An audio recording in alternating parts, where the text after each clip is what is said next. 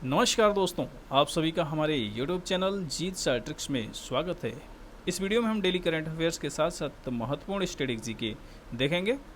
आइए हम वीडियो को शुरू करते हैं और आज का पहला प्रश्न लेते हैं।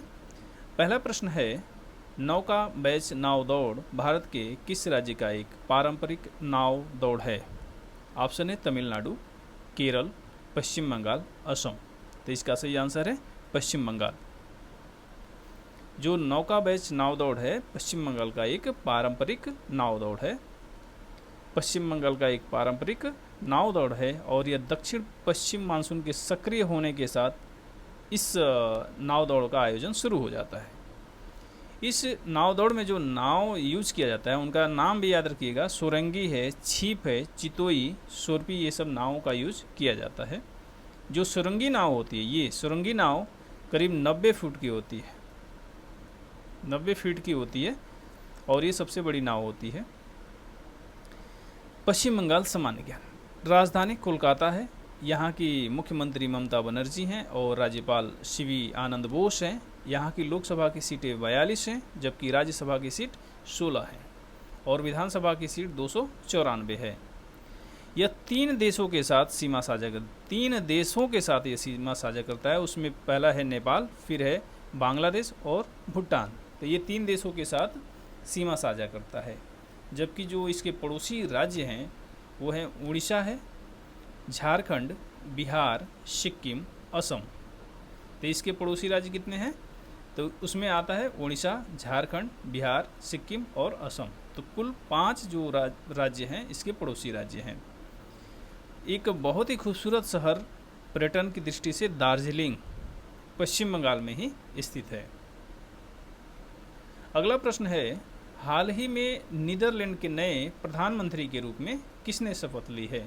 ऑप्शन है डिक सूफ, मार्क रूटे, जेंस स्टोल्टेनबर्ग। इनमें से कोई नहीं। तो इसका सही आंसर है डिक सूफ।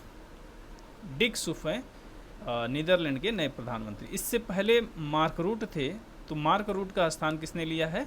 तो डिक सूफ ने लिया है। मार्क रूट अब नाटो के अध्यक्ष बन गए हैं।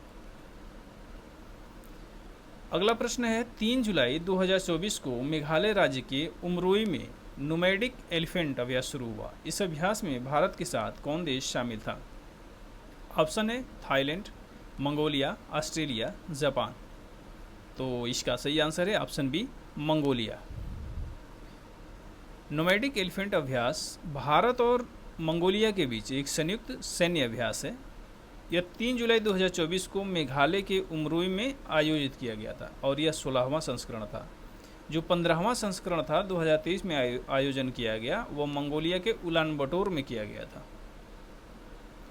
अगला प्रश्न है, हाल ही में दक्षिण एशिया का सबसे बड़ा फ्लाइंग स्कूल भारत के किस शहर में स्थापित किया गया है? ऑप्शन है भोपाल, अमरावती, जयपुर, नई दिल्ली। तो इसका सही आंसर है आंध्र प्रदेश के अमरावती में इसकी स्थापना की गई है। अगला प्रश्न है, हाल ही में अंतर्राष्ट्रीय खिलौना मेला का आयोजन कहाँ किया गया? और ऑप्शन है मेघालय, नई दिल्ली, आगरा, लखनऊ।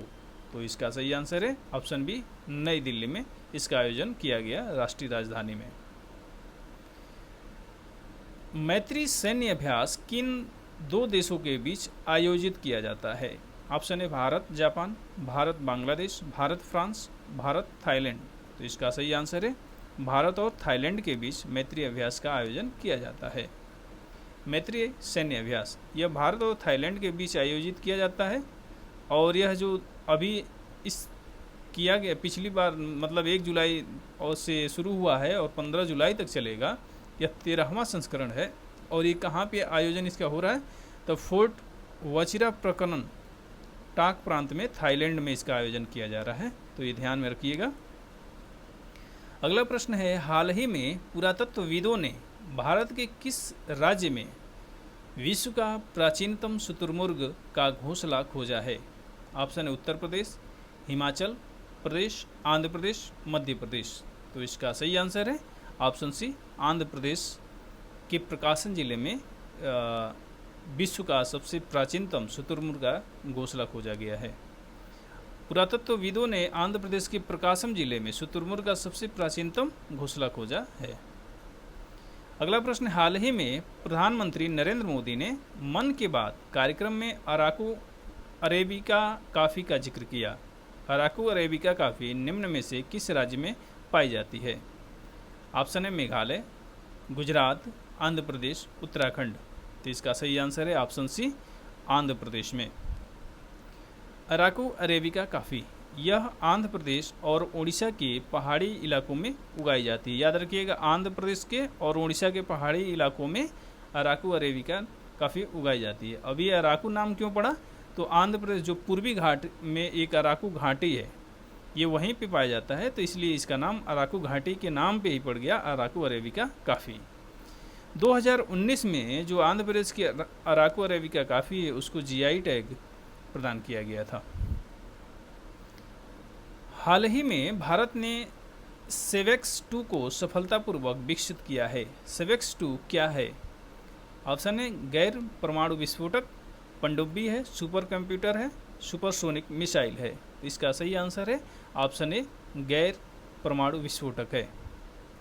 सेवेक्स 2 यह विश्व में सबसे शक्तिशाली गैर परमाणु विस्फोटकों में से एक है और इसे सोलर इंडस्ट्रीज की सहायक company economic explosive limited EEL के ने मेक इन इंडिया के तहत इसको बनाया है।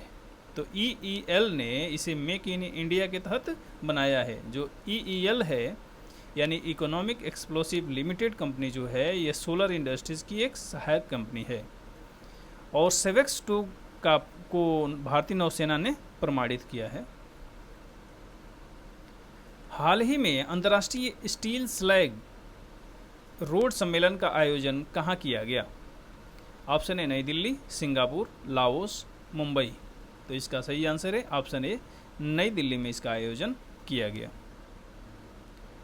स्टील स्लैग क्या होता है? तो यह स्टील बनाने की प्रक्रिया में जो उत्पन्न जो ठोस होते हैं, ठोस अपशिष्ट होते हैं, उसी को स्टील स्लैग कहा जाता है।